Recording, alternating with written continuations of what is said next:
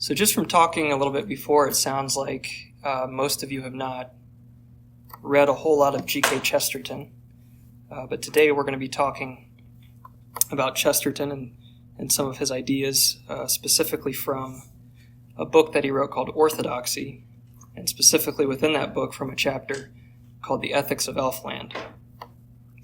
And I first encountered Chesterton, other than just hearing his name and knowing that he was some kind of philosopher.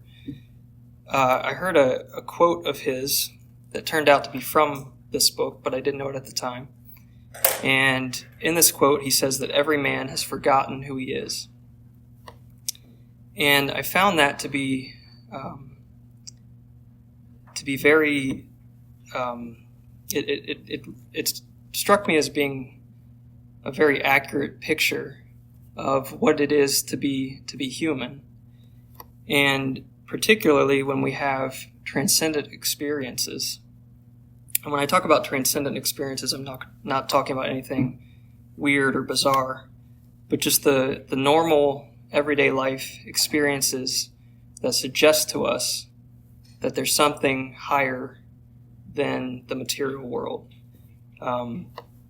Things like music or nostalgia or beauty, whether it be in nature or in art.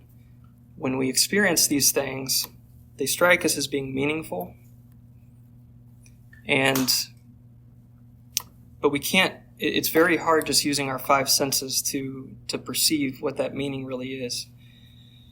And the analogy of a man forgetting his own name or forgetting who he is, I just think is very, very appropriate for what that feels like. And I think amnesia is another thing that's a good example of this, or probably more relatable would be something like dementia. When we think of what it must be like to suffer from dementia, it must be very frustrating and painful as your knowledge of the reality around you starts to fade away, and you get to a point where you can only grasp it with great effort, and then it slips away. And that seems to be the experience that people have with transcendent things.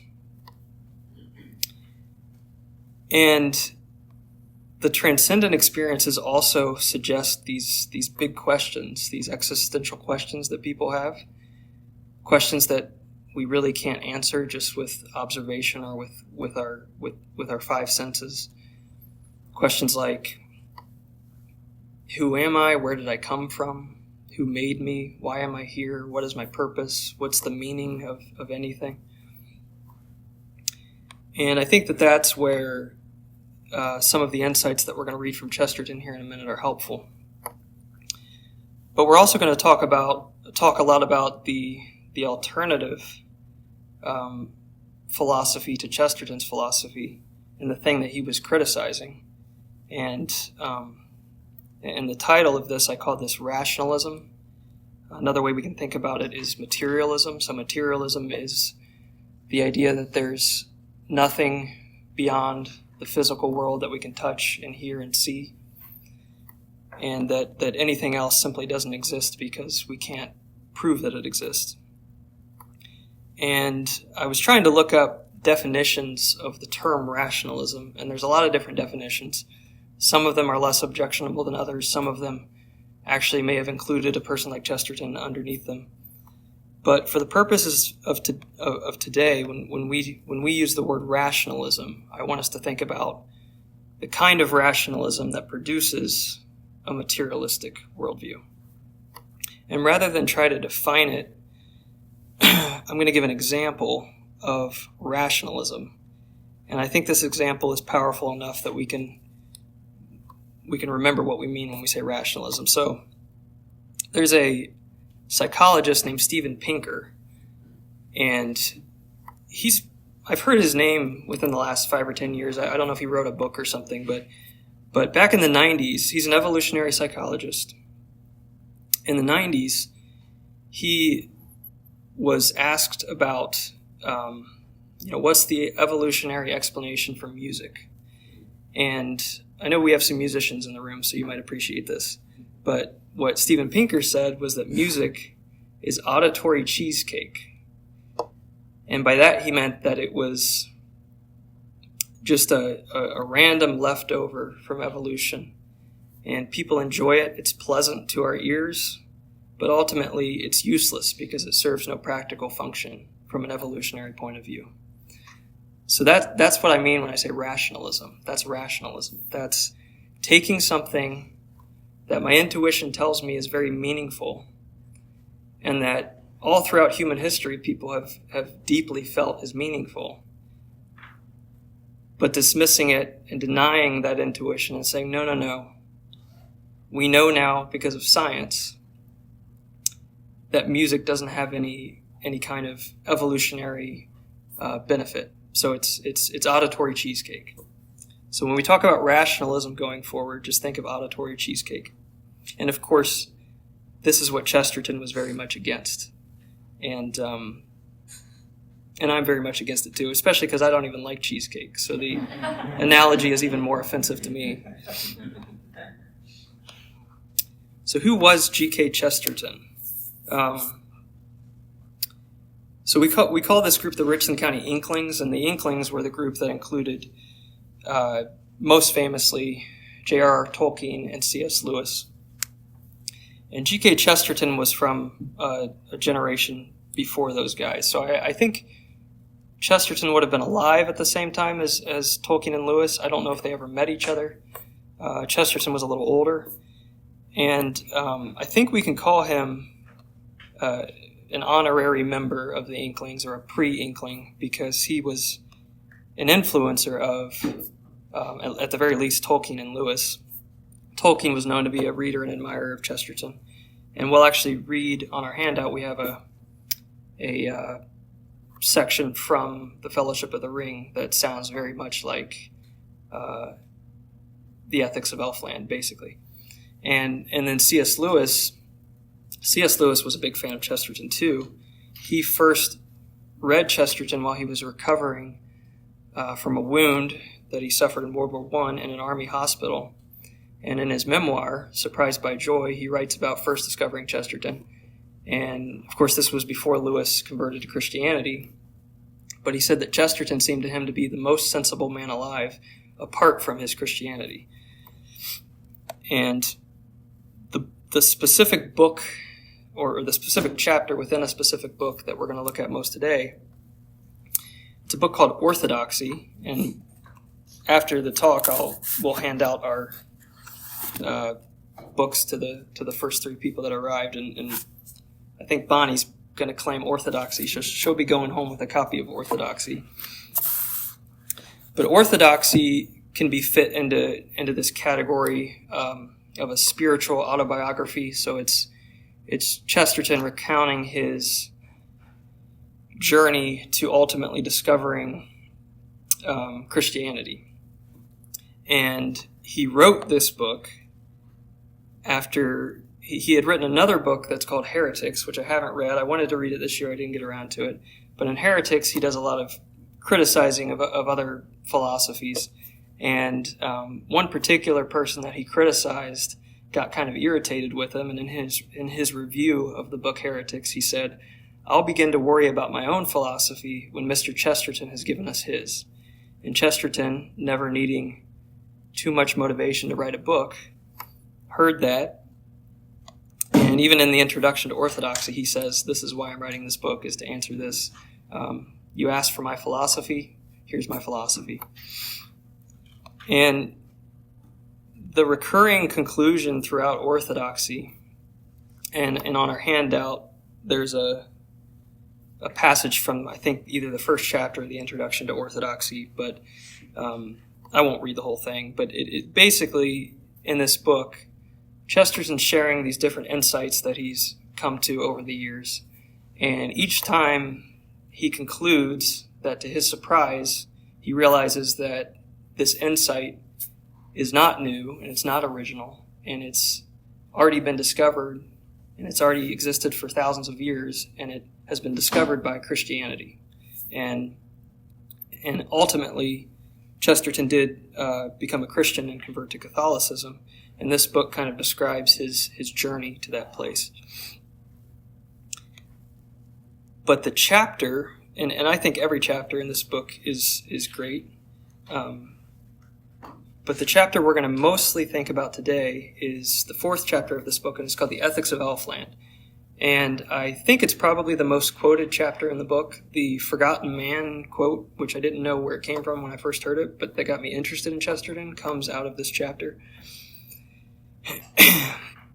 And The Ethics of Elfland provides us with some lessons that we can learn from fairy tales.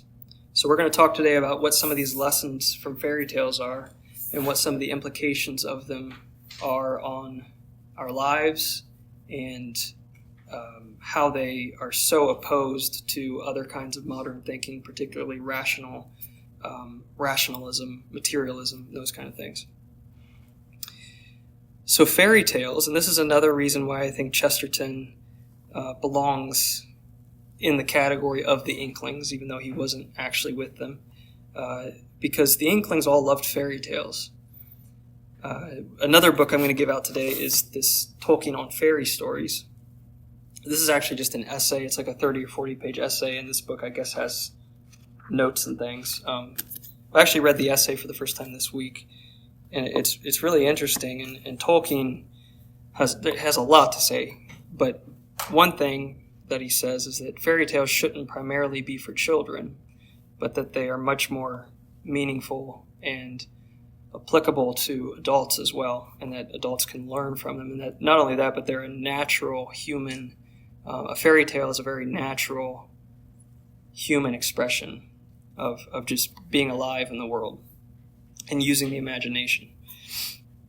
And C.S. Lewis, of course, also liked fairy tales. And of course, Lewis and Tolkien both wrote things that can be considered fairy tales.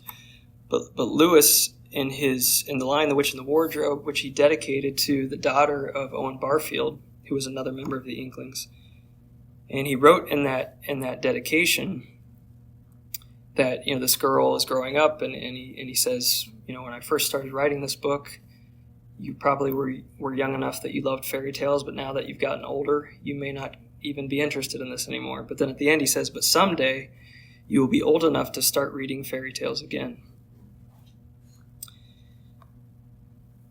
And Chesterton makes an even stronger statement about fairy tales in this chapter, The Ethics of Elfland. And he actually says, so again, remember that this book is about, orthodoxy is about his philosophy.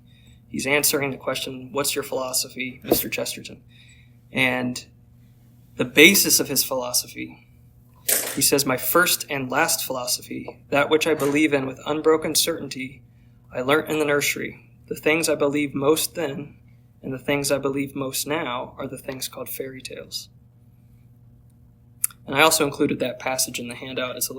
He says more there. But one of the things he says is that he believes that fairy tales are more reasonable than rationalism. And this gives us a little more of an idea of what we're trying to say when we use the term rationalism. Chesterton uses the term rationalism a lot through this book. And he's almost using it in a sarcastic way, because what he's saying is that the rationalists, the people who call themselves rationalists, the people in his day that would have called themselves that, are actually thinking irrationally, and they're not being reasonable. And he's going to use fairy tales to illustrate, he's going to use lessons that we can learn from fairy tales to illustrate why that's true. So there's two major lessons from fairy tales that we'll cover. The second one is a little bit less relevant to the point of where I'm trying to go. And depending on time, I might even skip it. But the first lesson is the really important one. And the first lesson tries to address the question of whether or not the facts of nature, or the laws of nature, as they're called, are necessary and inevitable, or if they're contingent, if they've been selected out of a number of options, or if they're necessary and inevitable and they have to be the way that they are. And Chesterton uses something called the imagination test to think about this. So the imagination test is just you take some reality and then you see if you can imagine that reality being any different way. And after applying this test, he comes to the conclusion that there's two different types of laws, or things that we call laws, and there's actually quite a significant difference between them. And one of them shouldn't even be called a law at all. And the first thing is laws of reason. And these, Chesterton say, are ironclad laws that can't be broken, and we can't even imagine them in any other way. So an example of this is very simple stuff, like 2 and 2 make 4. Try to imagine 2 and 2 making anything other than 4. It can't be done. Even more basic than that are just general kind of relational principles. So an example he uses, if Cinderella is younger than her stepsisters, then her stepsisters must be older than Cinderella. You can't even imagine that working in any different way. So he calls these laws of reason, and he sees a significant difference between laws of reason and what we call laws of nature. Because laws of nature, things like gravity, the physical formulas that describe how reality works, these things are contingent in fairy tales. So you can have a fairy tale where gravity works a different way. You can have a fairy tale with talking animals. You can have all sorts of things in fairy tales, whatever your imagination can come up with. And Chesterton thinks that that's significant. If we can imagine something being different than how it is, then it does not belong in the category of law. When we call those things laws, we're going too far. We're going further than we have a right to go. And I'm going to read, because I love the way that Chesterton writes, and so I'm just going to read this full excerpt from Orthodoxy. I think it's on the second page of the handout.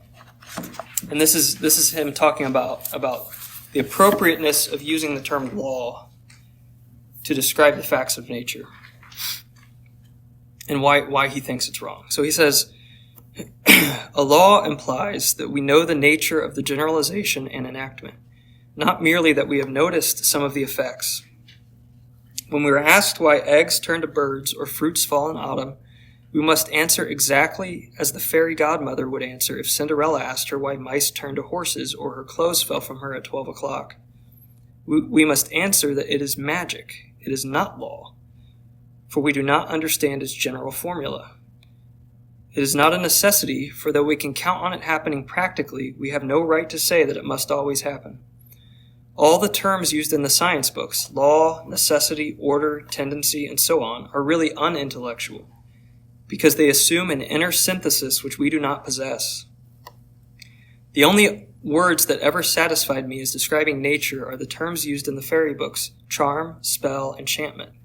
They express the arbitrariness of the fact and its mystery. A tree grows fruit because it is a magic tree. Water runs downhill because it is bewitched. The sun shines because it is bewitched. And there's a line that I had read that I think sums this up in fewer words. And I also just think it's the best argument I've ever heard against materialism. And it's from a guy named Terry Pratchett, and I know nothing about Terry Pratchett. I think he writes novels. They must be fantasy novels or something.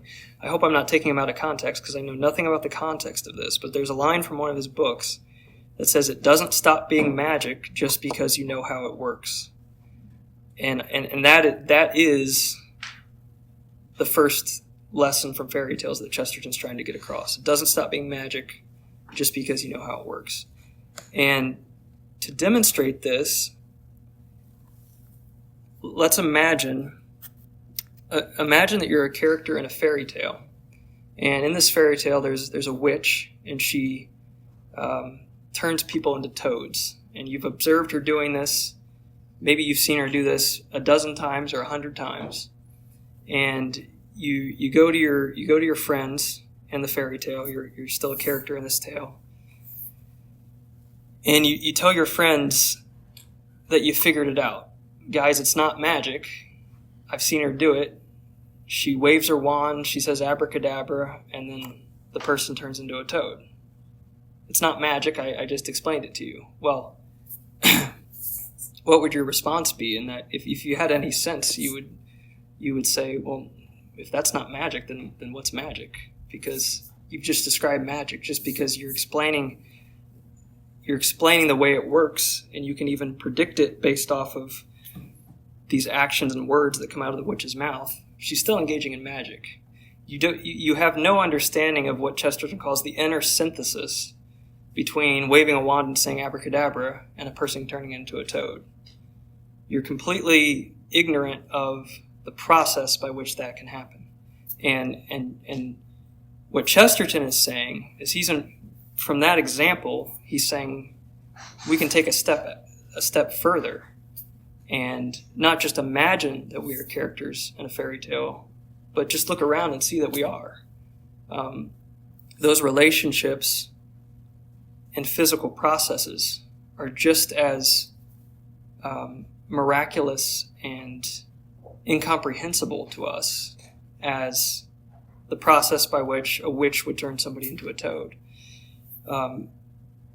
There's other. He uses a ton of examples in the book beyond what I just read, but just like, for example, what's the fundamental inner synthesis between an egg and a chicken? We know that chickens come out of eggs, but we don't understand why that ought to be the case. That's completely, from our perspective, that's a completely arbitrary connection. We observe it and we can predict it, but he says that we shouldn't talk about these things in terms of laws, because these are we already have a word. We have a word, and the word's magic, and that word is a better word. It's a more reasonable word to use than law. Now, there's several implications of this kind of worldview, and one is that it inspires childlike wonder if we see the world this way. And he makes the point that children already view the world as a fairy tale. So if we're accepting Chesterton's argument that we ought to view the world like a fairy tale, all we're really doing is going back to the way we looked at the world when we were children. And he makes this point about children. He says that when we are very young children, we do not need fairy tales. We only need tales. Mere life is interesting enough. A child of 7 is excited by being told that Tommy opened a door and saw a dragon, but a child of 3 is excited by being told that Tommy opened a door. Boys like romantic tales, but babies like realistic tales because they find them romantic. So when you're a young child and you haven't had time to grow up and observe all these relationships in nature, you see them the way that we might see them in a fairy tale, because they're brand new. You haven't had years and years and years to go by where you're observing the same thing happening over and over and over again, and then you become disenchanted with it and say, oh, this is just the way the world works. These are the natural laws. It's all scientific. It's all physical. As a young child, the world is so new and unexpected, it must feel very much like if I were dropped into Lord of the Rings or something. And the point here is that the mundane things, young children find mundane things to be enchanting, because nothing is mundane when you first enter the world. Everything is new. You don't need a dragon. In the example, the slightly older child loves to hear the story about the dragon, the door opening to reveal a dragon, but the younger child is enchanted just by the door opening because he has no idea what's going to be behind it. And whether it's a dragon or a broom closet, it's equally new and exciting for the young child that doesn't know. Now, the question, though, is it appropriate that when we grow older we lose that childish sense of wonder? And of course, Chesterton thinks no, and that's what he's trying to convince us of through this whole book, or through this whole chapter at least, because it does seem that, because adults do enjoy fairy tales, we enjoy stories, and it does seem that the sense of wonder that is created within us when we read a story is not something new, but it's something that's being recovered from an older time, from something that's already in us, from that kind of childlike desire to learn something new, to be put into a world that's exciting and new. And if we look at it that way, it's important to note that fairy tales, or stories in general, are not merely escapist. They're not merely escapist.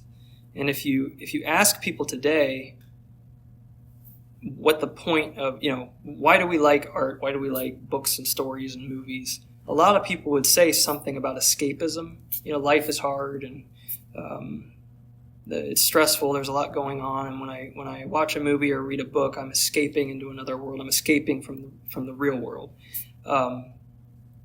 But I would say that is not the reason that we like stories. Maybe the reason we like stories is because the stories actually teach us something that is true about the real world. And that's almost the opposite of escapism. And that's the conclusion you come to if you start to see the world in the way that Chesterton's trying to get us to see the world. And this is the point in the chapter where we get to that first quote of Chesterton's that I heard about the forgotten man. So I'll also go ahead and read that, because this is really good. This is probably my favorite paragraph in the book, and it's in your handout too. So he says, "We have all read in scientific books, and indeed in all romances, that the story of the man who has forgotten his name, the story of the man who has forgotten his name. This man walks about the streets and can see and appreciate everything, only he cannot remember who he is. Well, every man is the man in the story. Every man has forgotten who he is. One may understand the cosmos, but never the ego. The self is more distant than any star."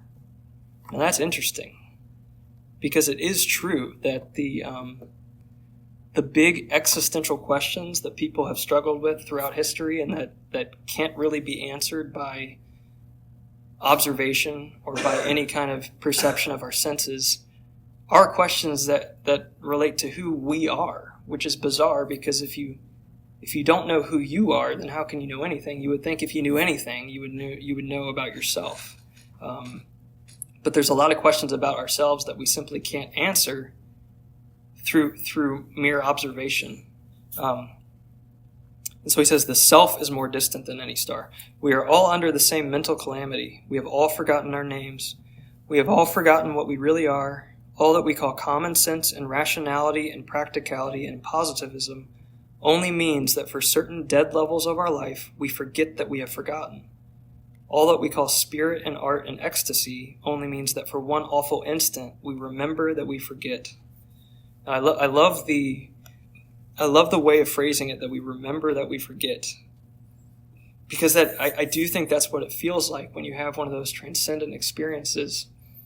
When you experience something that suggests some kind of meaning beyond the material world, but there's like this veil that you can't poke through, and you have the experience, but it slips away. It does feel very much like there's an awareness that you've forgotten something.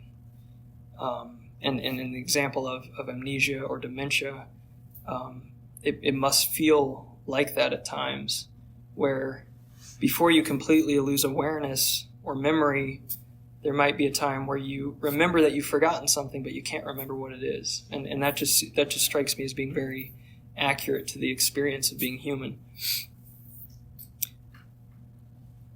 And if we get childlike wonder from this, another implication of that, something that it leads to, is gratitude.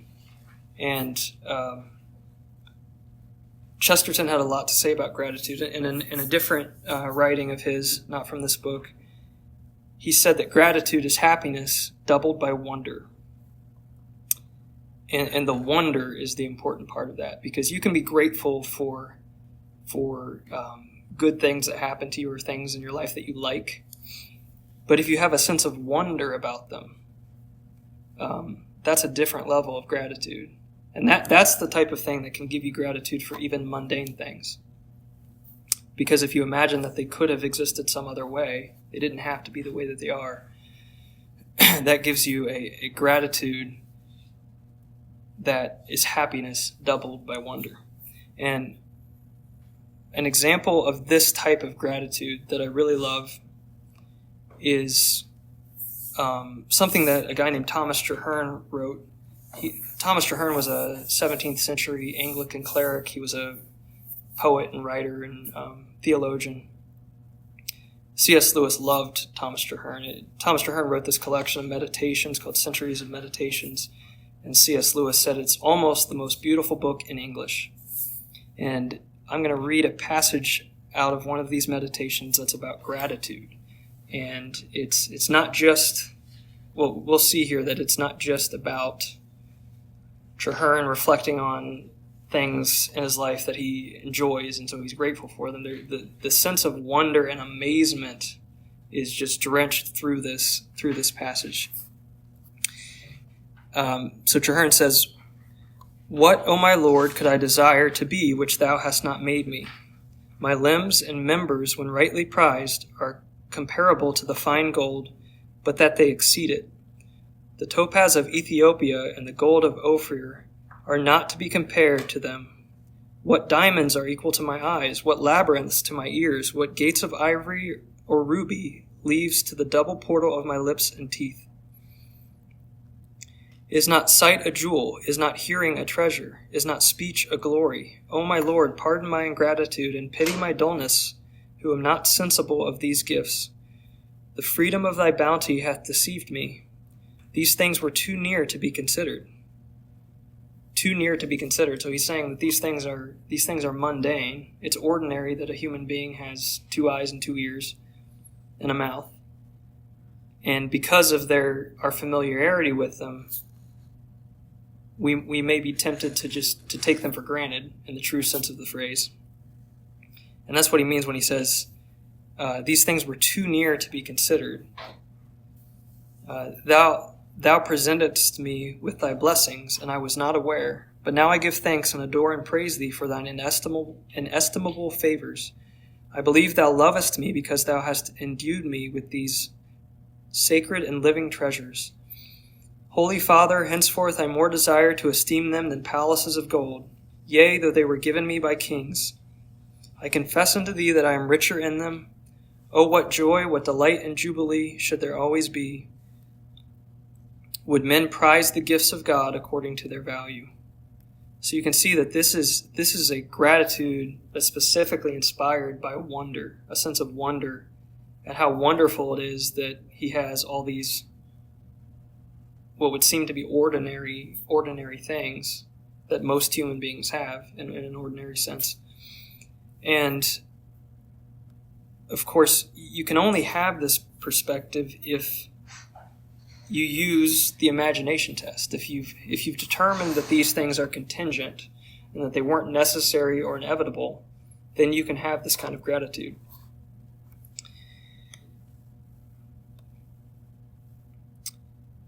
And since this is taking longer than I thought it would, so I'm going to skip the second kind of lesson from fairy tales, which is something called the doctrine of conditional joy. And it's basically just about how there's prohibitions that seem arbitrary in fairy tales. And I included a passage in the handout that you guys can read. But we'll skip over that, because really the main thing I want to touch on before we finish is how this perspective about the magic and contingency of our world is opposed to certain kinds of modern philosophies that are materialistic or rationalistic. And materialism is the big one. So materialism is just the belief that the only things that exist are the things that we can touch and see and hear and perceive with our senses. And if from those types of observational sensory perceptions we can't discern any kind of meaning or transcendence, then there is no meaning or transcendence. And of course, this kind of thinking is very opposed to these lessons that we learn in the fairy tales. And there's another passage that is worth reading. I won't read through the whole thing now, but there's a passage in there where Chesterton wonders whether or not the predictability and repetitiveness of nature gives people a false idea that it's dead and mechanical. And he says, well, maybe, perhaps God is strong enough to exalt in monotony. Perhaps he says each morning to the sun, do it again. And every evening, do it again to the moon. And it's not by automatic necessity that he makes all daisies alike. Maybe he makes them each separately, but he just hasn't gotten tired of making them the way they are. And this materialism, let's think for a minute about where this came from, because materialism is superficially reasonable. It's superficially reasonable based on the discoveries that science has made in the last couple of centuries, which have been extraordinary. Our level of knowledge about the physical world it's extraordinary. Both in terms of how small we can get when we look into things like the human body and what makes it up and atoms, and it's remarkable that we can see all these things. But there was an error. There was not necessarily a scientific error that was made, but a philosophical error that was made in the conclusions that were drawn from scientific discovery. And remember again Terry Pratchett's line, which is the argument. It might only be one sentence, but it is the argument against materialism, and it doesn't stop being magic just because you know how it works. And there's an article, an example of materialism here. There's an article from the Smithsonian Magazine, and it was published around the time of the solar eclipse back in April. And the article was about ancient cultures and how they viewed eclipses. And the article said, these days, of course, we understand what's going on. The moon's orbit is carrying it in between the sun and the earth, with the moon's shadow striking our planet's surface.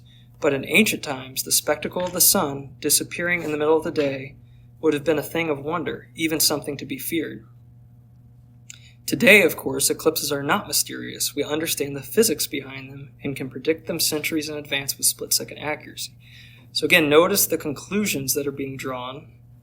So because we understand the physics behind them, therefore eclipses are not mysterious. Because we understand what's going on mechanically, it's no longer a spectacle or a thing of wonder. That's the implication. But I just don't think that the evidence supports that. Understanding a mechanical process does not mean that we understand what Chesterton called the inner synthesis. Our intuition tells us when we see a solar eclipse that it is a thing of wonder. And I don't think we need to suppress that intuition. I think that intuition was actually onto something. And that article was about ancient cultures, and what that article tells me is that the ancient cultures probably understood the solar eclipse better than we do, even if they didn't understand the mechanics of it. And it's easy to see how this type of error could happen when you learn more scientifically, and at least superficially, it kind of disenchants the mystery. Example, before the 19th century, when the cell was discovered, there was this theory which really wasn't a theory at all because it was born out of complete ignorance. It was called vitalism. And vitalism just said, well, we know there's something different about living flesh and other objects. We don't know what it is, but the living flesh has some kind of magical vital element, and the other objects just don't have it. And that was called vitalism. That was all that they knew. Well, the 19th century, the 20th century roll around. All of a sudden, we discover the cell. We look into the cell. We look into the body. We find that the the stuff that makes up our bodies, the elements and the chemicals, are all the same elements and chemicals that make up everything else. And you can see how that might superficially suggest, oh, wait a minute, there's nothing special about human life. We're just a different arrangement of particles. And you can see how that would create this kind of materialistic viewpoint. And then it took a while for people to respond to this, and people like Chesterton and C.S. Lewis to come along and make really good arguments against that. And the real problem here is that science has been tasked with more than it can bear. There are metaphysical questions that are outside of its scope. Science can explain the physical makeup of something. It can explain how things work mechanically, but it cannot answer questions about meaning or transcendence. And one of my favorite characters from literature is Dr. Van Helsing from Dracula. And of course, he's hunting vampires, and people think he's crazy because this can't be real. Even people who have seen the vampires and seen what they have done can't believe it can be real. This can't be real. We know this can't be real. Science says this can't be real. And Van Helsing says, it's the fault of our science that it wants to explain all, and if it explain not, then it says there's nothing to explain. So if science can't explain something, that doesn't mean it's not there. C.S. Lewis in one of the Narnia books, there's a character who says he's a star, and Eustace says, well, in our world, a star is a huge ball of flaming gas. And the response to that is, even in your world, that's not what a star is, but only what it's made of. So science is really good at telling us what things are made of, but it might not be good at telling us what things are or what they mean. And I just because we're running out of time, there's several more passages that I included on here that talk about theism in the ethics of Elfland, and obviously theism fits very well with the ethics of Elfland because theism tells us that the world is created and therefore contingent. And there was a guy named Roger Coates who wrote the preface to one of the editions of Newton's Principia Mathematica. So this would have been way back in the, I guess, 1700s or maybe even older, right? And he says in there that the world displays, or the facts of nature display not the least shadow of necessity. So he's saying they're contingent. And Newton, of course, had that same idea, and that's actually what drove him to pursue scientific discovery, was the very fact that these things are contingent and discoverable. And turning from theism specifically to Christian theism, the Bible says a lot about creation. And the Bible's model of creation is, there's a creator, and these things are contingent. The creator didn't have to create the world or any world, and he got to choose what the structure of the world looked like. And even more importantly than that, there's a lot of language in the Bible about God's word being the thing that speaks the world into existence. In Genesis, in the creation account, it's a series of God saying, let there be light, let there be, let there be, let there be. He's speaking it into existence. There's a psalm that says the heavens declare the glory of God. And of course, there's a lot of meaning behind that, because if the heavens declare the glory of God, if God created them, but God created them through a declaration. So that the heavens not only declare the glory of God, but the heavens are the declaration of God. And creation under this model is the language of God. So if you can't see the parallel here between living in a story and the biblical account of creation, you write a story, you're creating a world with words. Well, that's what God does in the Bible, is he creates a world with words, with his words. And I also won't read it now, but I would encourage you guys to read the Tolkien paragraph from Fellowship of the Ring that's on that handout, because it describes Frodo's experience in Lothlorien, which is this magical land where the elves live, and it's beautiful, and once they're there, nobody wants to leave, and it describes him just delighting in all these things around him, and the world appears to be conceived or drawn, and these are the attributes that also, if we accept the theistic model or the biblical model of creation, the contents of our world also have these qualities. We can delight in them. We can delight in a tree or anything mundane because it is the language of the Creator. And I'll conclude with something that Lewis wrote. So he wrote an essay called "The Myth Became Fact." And the myth became fact. I'll just read this quickly. So he says, "Now as myth transcends thought," and he's talking about myth here. In this book that we'll also be giving out, the last page of this essay that Tolkien wrote is the same idea, but he actually doesn't use the word myth. He actually uses fairy tale. So you can almost substitute fairy tale for myth here, at least in Tolkien's understanding of it. And so he says, "Now as myth transcends thought, incarnation transcends myth. The heart of Christianity is a myth, which is also a fact. The old myth of the dying God, without ceasing to be myth, comes down from the heaven of legend and imagination to the earth of history. It happens at a particular date in a particular place, followed by definable historical consequences.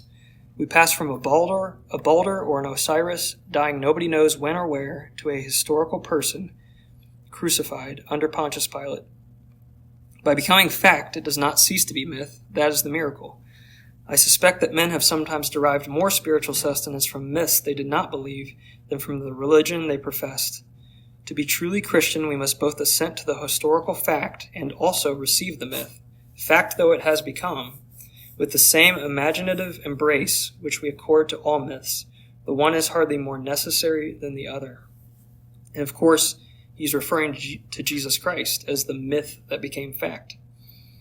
And at the incarnation is the author of the story entering the story as a character. And think about what the implications of that on this notion that, we're searching for meaning. There seems to be this veil in between what our physical senses can perceive and in what the transcendent meaning that's above it, and we can get at it indirectly. We catch hints of it, but we can't pierce through. Well, in the incarnation, that veil is pierced by the author of the story. And Jesus also had a lot to say about childlikeness, which is kind of interesting, saying that he even went so far as to say you have to become as a little child in order to enter the kingdom of heaven, which I think does have implications on how we view the world. Do we view the world with the amount of wonder that a child does, or have we grown up and become disenchanted with it? And another thing that Jesus did was he healed blind people. And I think the man who's forgotten who he is, that we talked about at the very beginning, could also be described as a man that's suffering from a kind of blindness. And it would be a mistake to think that Jesus healing blind people was simply just Jesus doing a good deed for somebody. There's a deeper significance to that. Those healings were signs. They were signs about what Jesus is offering to do for all of us on a deeper spiritual level, to take the scales off our eyes, to remove that blindness, to remind us of that man that we've forgotten who we are. And so in this sense, obviously Jesus is far greater than any philosopher. A philosopher like Chesterton can suggest things and argue for meaning. Jesus was the embodiment of that meaning, who came through the veil. You can touch him feel him, see him, hear him, and he is he's claiming to be the author of that story, something coming from outside of the world into the world.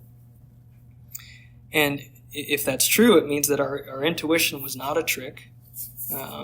Christmas time is coming up, and I love Christmas, but one of the reasons I love Christmas is because Christmas celebrates the Incarnation, and the significance of the Incarnation can't be overstated. It means, that intuition that we had of meaning is not a trick. It means that music is not merely auditory cheesecake. It means that rationalism is wrong, which is a relief to me, because if rationalism were true, it would be even worse than just a bad philosophy. And so I'll just close with this. The man who has forgotten who he is, he's wondering about all these big questions. He's wondering, who am I? Who made me? Who made all of this? Is there meaning? If there is meaning, what is it? Where is it? Who is it? And the grandest words ever spoken in history, the words that are the most packed with meaning and significance, that are completely earth-shattering, groundbreaking, are the words "I am," and that's what Jesus says in the Gospel of John. He says, "I am," and I think we have to consider these words, because if we don't think that the rationalists and the materialists are correct, and we think that there is some kind of meaning out there, we have this man who claimed to be the key to that. And if you think, as many people do today, that Jesus was simply a character in a story written by men, I would suggest that you might have that reversed. You're close, but flip it around. Maybe he's the author of the story, and maybe you're a character in the story. So that's all I had. I didn't think that would take that long. I hope you guys are still with me.